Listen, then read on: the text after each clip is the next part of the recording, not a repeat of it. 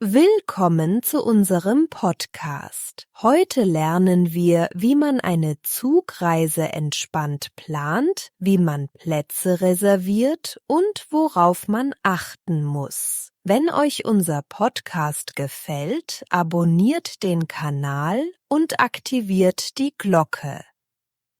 Schön, dass ihr dabei seid. Viele Menschen fahren jeden Tag mit dem Zug zur Arbeit oder besuchen Familie und Freunde. Deshalb ist es wichtig zu wissen, wie man die richtige Verbindung findet und welche Möglichkeiten es gibt, einen angenehmen Platz zu bekommen.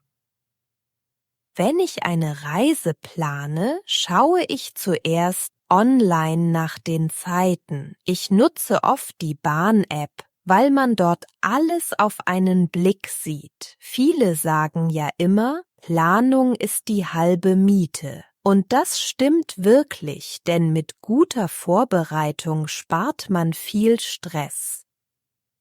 Mir hilft es auch, früh zu schauen, ob der Zug voll ist. In Deutschland reisen viele am Freitag oder Sonntag. Dann sind oft mehr Menschen unterwegs und man hört oft den Satz, heute ist richtig viel los. Deshalb ist es besser, rechtzeitig zu prüfen, wie die Lage aussieht. Ich achte auch darauf, ob es Direktverbindungen gibt. Umsteigen ist manchmal chaotisch, besonders wenn man Gepäck hat. Viele sagen deshalb, lieber einmal sitzen bleiben, als ständig umsteigen. Das macht die ganze Reise ruhiger und man hat mehr Zeit, sich zu orientieren. Und ich finde es praktisch, wenn man vorher schaut, in welchem Teil des Zuges man sitzen möchte. Manche mögen es vorne, andere lieber in der Mitte. Viele sagen, dort ist es weniger laut. Es ist interessant, wie unterschiedlich Menschen ihre Fahrt erleben, besonders wenn sie jeden Tag pendeln. Manchmal vergleiche ich auch die Preise. Es gibt Sparpreise, Flexpreise oder Wochenkarten. Viele Leute sagen oft, ein bisschen vergleichen lohnt sich immer. Und wirklich, manchmal kann man viel sparen, wenn man ein paar Minuten länger sucht oder früher bucht. Ja, und seit ein paar Jahren reservieren viele Leute einen Platz. Das gibt ein gutes Gefühl, besonders in langen Zügen. Aber bevor man überhaupt reservieren kann, muss man natürlich wissen, welchen Zug man nimmt. Das zeigt, wie wichtig diese erste Planung ist, bevor man überhaupt losfährt.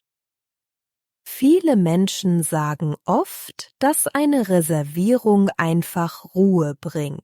Ich finde das auch, denn wenn ich schon weiß, wo ich sitze, beginnt die Reise entspannter. Besonders in vollen Zügen fühle ich mich wohler, wenn mein Platz schon feststeht und ich nicht suchen muss. Ich reserviere meinen Platz meistens direkt beim Kauf des Tickets. Das geht online wirklich schnell. Viele sagen immer, dass man es gleich mitmachen soll, damit man es nicht vergisst. Und ehrlich gesagt, es ist ein kleiner Preis dafür, dass man sicher sitzen kann. Bei der Reservierung kann man verschiedene Bereiche auswählen. Es gibt Fensterplätze, Gangplätze, Plätze mit Tisch oder auch Ruhebereiche. Wenn ich eine lange Fahrt habe, nehme ich gern einen Fensterplatz, weil ich dort meine Sachen besser ablegen kann und niemand ständig vorbeiläuft.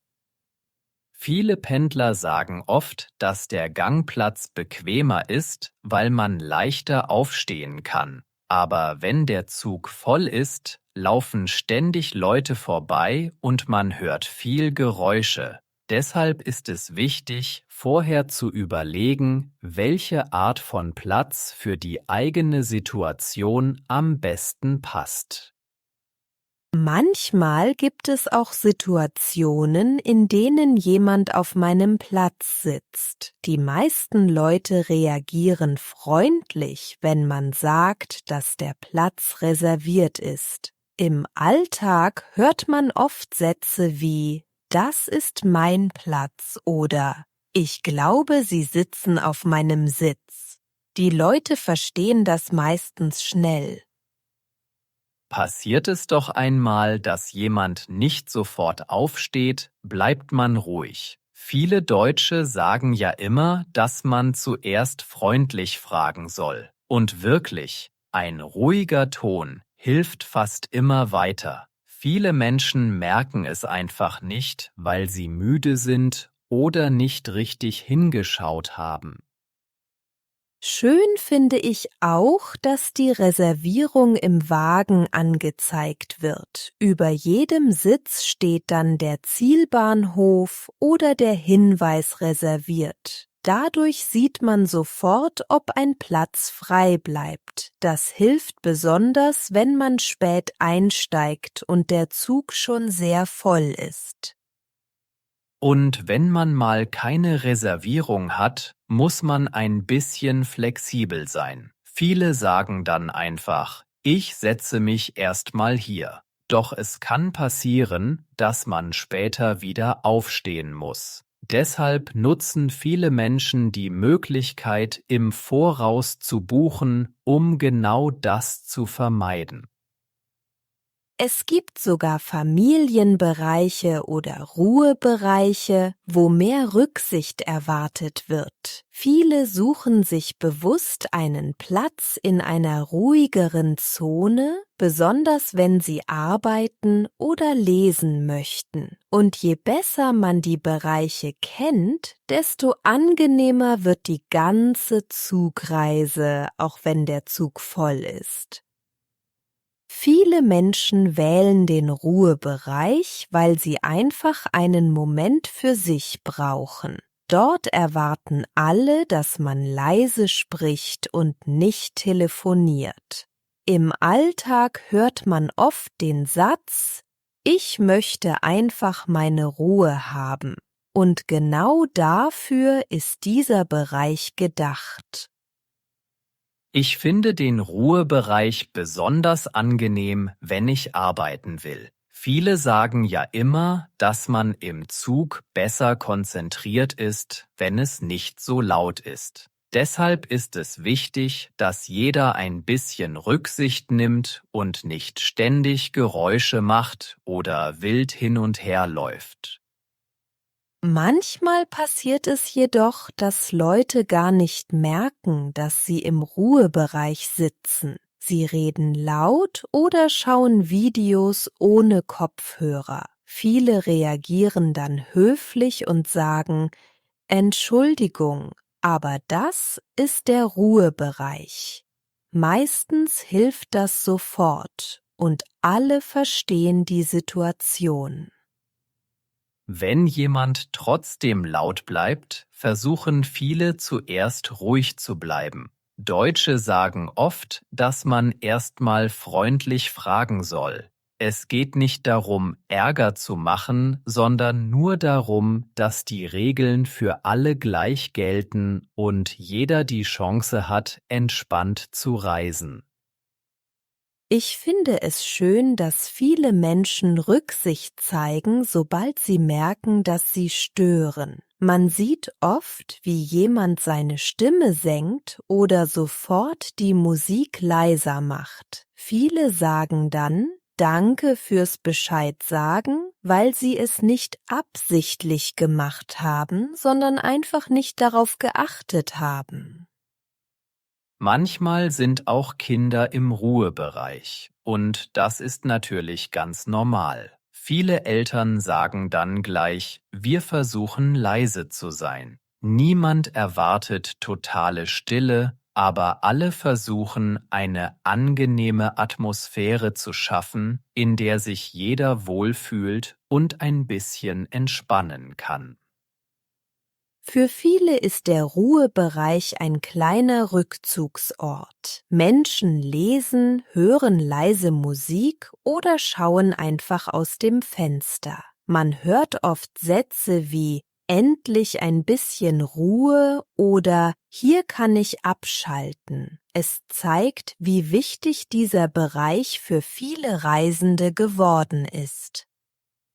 Natürlich gibt es auch Situationen, in denen der Zug sehr voll ist und manche trotzdem keinen ruhigen Platz finden. Viele setzen sich dann einfach so leise wie möglich hin und hoffen, dass niemand gestört wird. Und manchmal entsteht ganz automatisch eine ruhige Atmosphäre, selbst wenn es keine offiziellen Regeln gibt.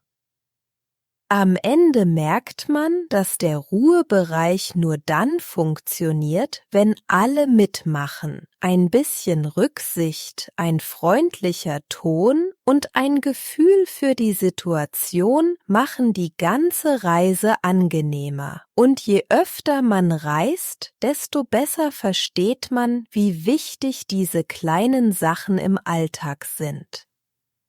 Für viele Menschen beginnt eine entspannte Zugfahrt schon zu Hause. Viele sagen immer, besser einmal mehr prüfen als später Stress haben. Deshalb schaue ich vorher, welches Gleis ich brauche und ob es vielleicht Änderungen gibt. So fühle ich mich sicherer und komme ohne Hektik am Bahnsteig an.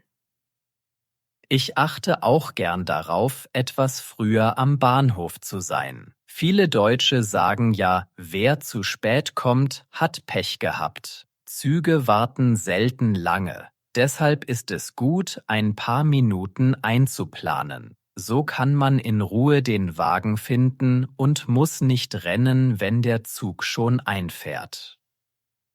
Im Zug selbst hilft es, die Sachen so zu legen, dass man niemanden stört. Viele sagen, dann haben wir alle mehr Platz. Wenn ich eine Tasche habe, stelle ich sie oft unter den Sitz oder auf die Ablage. Das macht den ganzen Bereich ordentlicher und man fühlt sich selbst wohler. Sehr hilfreich ist es auch, leise Musik zu hören oder ein Buch mitzunehmen. Viele Menschen nutzen die Fahrt, um abzuschalten. Man hört oft Sätze wie „Endlich habe ich ein paar Minuten für mich“. Und genau dafür eignet sich eine Zugfahrt perfekt, besonders wenn man lange unterwegs ist.